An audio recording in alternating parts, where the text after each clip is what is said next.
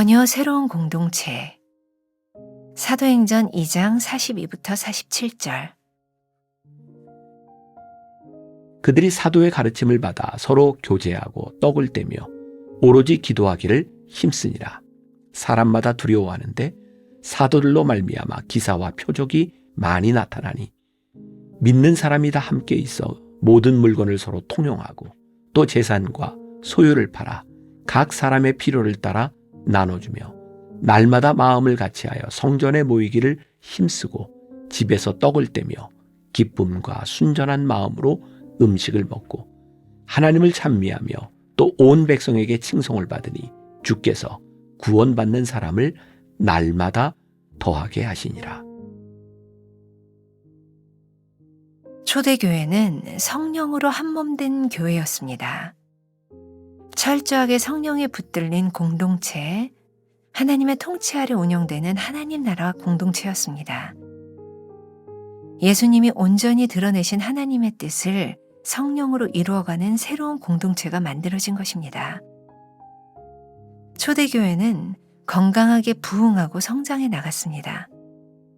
단지 사람만 증가한 것이 아니었습니다. 하나님의 사명에 동참하는 이들이 늘어가고 하나님 나라가 점점 확장되는 참 부흥을 이루었습니다. 세상은 왜 초대교회 공동체를 주목했을까요? 그들에게서 그리스도인의 생활, 곧 변화된 삶을 보았기 때문입니다. 말씀에 기반을 둔 삶, 서로를 인격적인 존재로 대하는 모습, 늘 하나님과 교통하는 경건함, 형제 자매된 이들의 사정과 형편을 살피는 진실됨이 세상 사람들을 감동시켰습니다. 이전에 본 적 없는 전혀 새로운 공동체가 세상 가운데 모습을 드러낸 것입니다. 성령 충만한 공동체에는 기사와 표적이 많이 나타났으며 세상 사람들은 교회를 경외의 눈길로 바라보았습니다.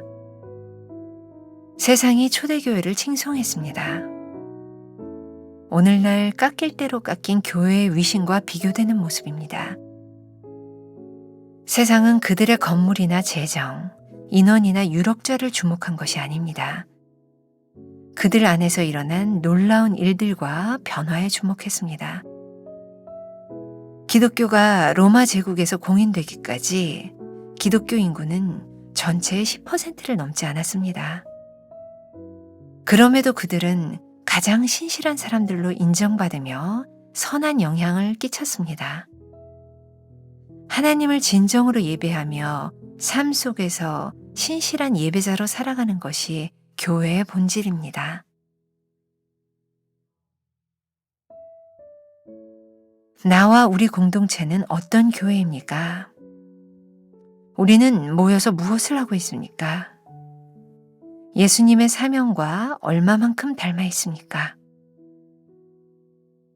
오늘은 5월 26일입니다. 전혀 새로운 공동체. 오늘은 교회에 대한 이야기를 함께 나누어 보려고 합니다. 우리가 함께 나누고 있는 이 하나님의 숨결 365는 초대교회 교인들이 세례를 받기 위해서 이 정도 교육은 받았겠다라고 생각하는 카테큐메네테를 오늘날로 이렇게 바꾸어 365개의 주제를 가지고 우리는 대학교 공부를 하고 있습니다. 5월 한 달은 우리들이 믿음에 대한 주제를 나누고 있고 특별히 지난 며칠 동안 우리는 주님이 가르쳐 주신 기도에 대해서 말씀을 나누었습니다. 이제 우리들에게 굉장히 중요한 교회란 무엇인지, 교회 공동체에 대한 말씀을 며칠 동안 함께 나누어 보려고 합니다. 오늘 우리가 택한 사도행전 2장 42절부터 47절까지 성령을 체험했던 교회들에 의하여 만들어진 예루살렘 공동체의 아주 이상적인 모습이 나오고 있습니다. 지난 2000년 교회 역사 가운데 교회는 새롭게 개혁을 시도해야 되겠다라고 생각할 때마다 어떤 미래의 교회의 모습을 그려본 것이 아니라 우리 주님께서 세우셨던 최초의 교회, 예루살렘 교회를 바라보며 늘 개혁을 생각해 왔습니다. 바로 그 교회, 전혀 새로운 공동체인 그 교회는 어떤 교회일까요? 저는 특별히 교회 공동체에 대한 이야기를 할 때마다 가슴이 뛰는 사람입니다. 하나님께서 왜 교회를 세우셨는가? 나는 왜 이 교회의 목회자가 되었는가? 오늘 함께 예배드리는 교인들은 왜 그 교회의 교인이 되었는가? 이 분명한 이유를 아는 것보다 우리의 가슴을 뛰게 하는 일은 없다는 생각이 듭니다. 제가 목회를 하면서 아주 초창기에 썼던 책 중에 하나, 제가 아마 3번째로 출판했던 책이었던 것 같아요. 지금은 아마 거의 찾아볼 수가 없어서 옛날 책방에 가야 이제 구할 수 있는 그런 책인데, 우리가 꿈꾸는 교회라는 책을 썼던 적이 있습니다. 별로 잘 제가 이야기하지 않는 스토리이기도 합니다. 제가 30대 후반에 만나교회 담임이 되기 전 만나교회를 떠나서 새로운 개척교회 혹은 새로운 교회를 한번 시작해 봐야 되겠다라고 생각했던 그 꿈을 제가 책으로 만들었던 적이 있어요. 그런데 제가 이 책을 낼 때에 출판사에서 제가 이 책을 내는 것을 만류했던 적이 있습니다. 왜냐하면 그 당시에 저는 만나교회 부목사였고 저희 아버님이 담임 목사로 계셨기 때문에 그때 한참 세습에 대한 논란이 일고 있을 때 목사의 아들인 부목사가 우리가 꿈꾸는 교회라는 책을 낸다면 이게 구설수에 오를 수도 있으니 그 책을 쓰지 않는 것이 좋겠다. 그렇게 저에게 제안을 했었죠. 근데 제가 그 책을 썼습니다. 이유는 저는 교회를 떠날 생각을 했고 나는 이런 교회를 꿈꾸며 이런 목회를 해야 되겠다는 생각을 가지고 있었어요. 근데 인생이 마음대로 되는 게 아니었죠. 그때 제가 교회를 나갈 수 없는 상황이었고 얼마 있지 않아서 저희 아버님이 뇌경색으로 쓰러지시게 됐고 제가 대신 인트림으로 잠깐 교회를 대신 목회해야 되는 순간을 맞이하게 됐어요. 그때 제가 만나교회를 떠나서 이런 교회를 꿈꿨으면 좋겠다라고 생각했던 우리가 꿈꾸는 교회, 이 교회를 교인들과 함께 성경 공부를 통해서 나누어 보아야 되겠다는 생각을 하게 되었습니다. 그리고 1년 동안 교인들과 함께 소그룹 성경 공부를 했고 회복되지 않았던 저희 아버님을 대신하여 제가 만나교회 목회를 하게 되었죠. 지금 만나교회의 많은 모습들은 그때 우리들이 함께 공부했던 우리가 꿈꾸는 교회의 모습이기도 합니다. 그런데 그 꿈꾸는 교회의 모습을 어디에서 찾았는가? 바로 사도행전 2장 42절부터 47절까지에 나와 있는 초대교회 공동체의 모습이었어요. 제가 오늘 여러분들에게 그리고 앞으로 며칠 동안 왜 이 교회에 대한 이야기를 하고 있는가? 교회는 하나님께서 우리를 위하여 세워주신 공동체요. 교회는 어떤 건물의 의미가 아니라 하나님을 믿는 사람의 믿음의 고백으로 만들어진 공동체인데 이 공동체가 어떠해야 된다고 하는 것을 우리들이 분명히 알지 못한다면 우리의 신앙생활이 잘못될 수도 있지 않을까요? 그래서 우리가 이 교회 공동체의 모습을 올바로 아는 것은 우리의 신앙을 올바르게 가이드해주는 그런 역할이 될 것 같습니다. 그러니까 오늘부터 여러분들이 함께 나누는 이 교회에 대한 이야기는 굉장히 중요한 이야기겠죠. 하나님의 숨결 첫 번째 문단이 이렇게 시작합니다. 초대교회는 성령으로 한 몸 된 교회였습니다. 이 세상에는 많은 공동체, 조직들이 있습니다. 우리의 가정도 하나의 공동체이겠죠. 여러분들이 속한 직장도 공동체이겠죠. 여러분들의 동호회 모임도 하나의 공동체이겠죠. 공동체는 공동체의 목적이 있습니다. 무엇을 위하여 모이는가? 그런데 초대교회, 우리 주님께서 세우셨던 그 교회는 성령으로 인하여 한 몸 된 공동체인 것입니다. 그러면 성령께서 왜 교회를 한 공동체로 삼아주시고 우리를 모아주셨을까요? 그것은 하나님의 사명을 감당하도록 우리를 불러주신 거죠.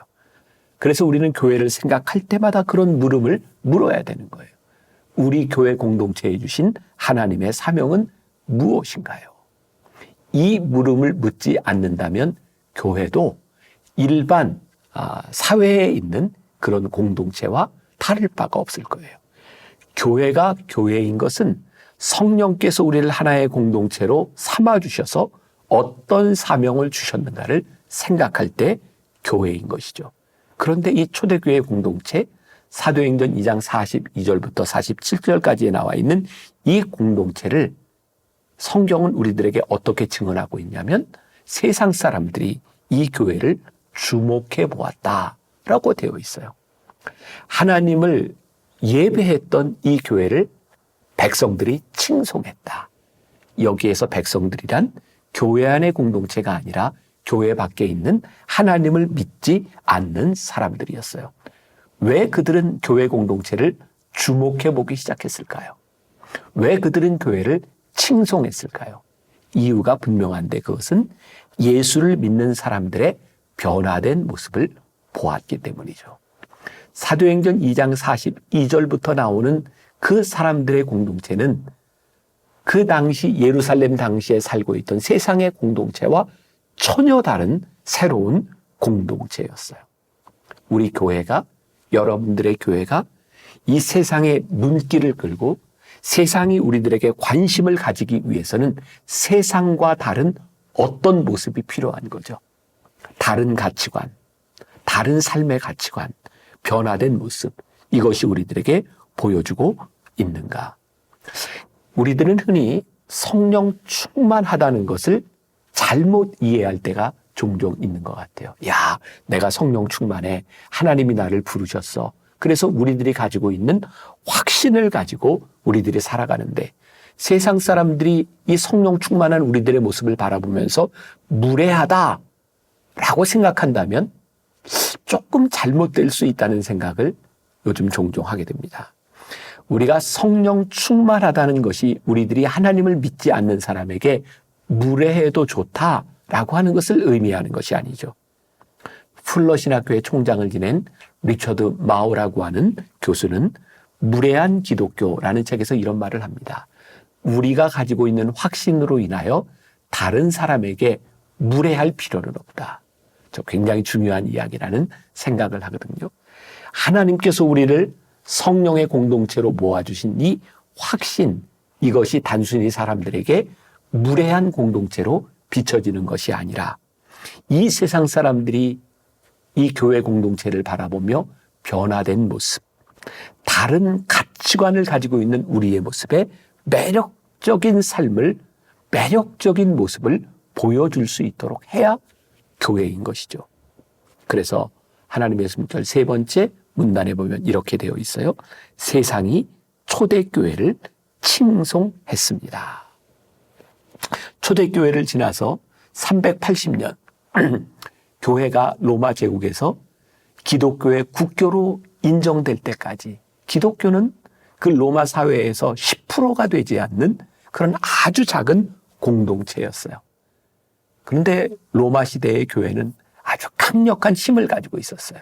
왜냐하면 백성들의 칭송을 받았기 때문이죠. 왜냐하면 세상 사람들이 그 교회를 닮고 싶었기 때문이죠.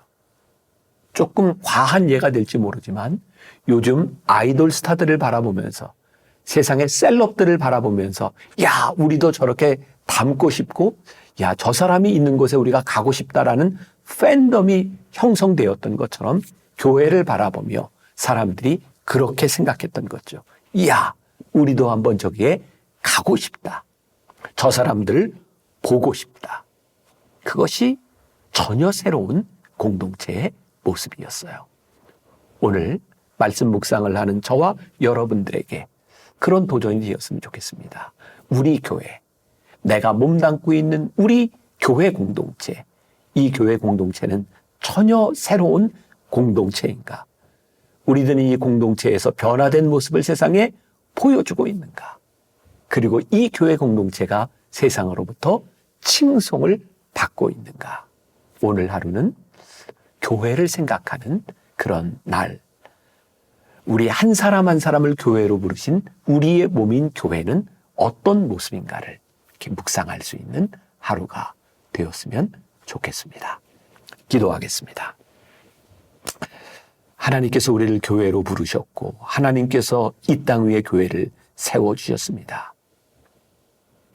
처음 성령을 체험했던 그 초대교회의 모습, 백성들이 부러워하고 칭송했던 그 교회의 모습, 그 모습이 한 사람 한 사람 교회인 우리 모습 가운데서, 우리가 몸담고 있는 교회 공동체 가운데서 나타나게 하시고 우리가 그런 교회를 만들어가게 하여 주옵소서.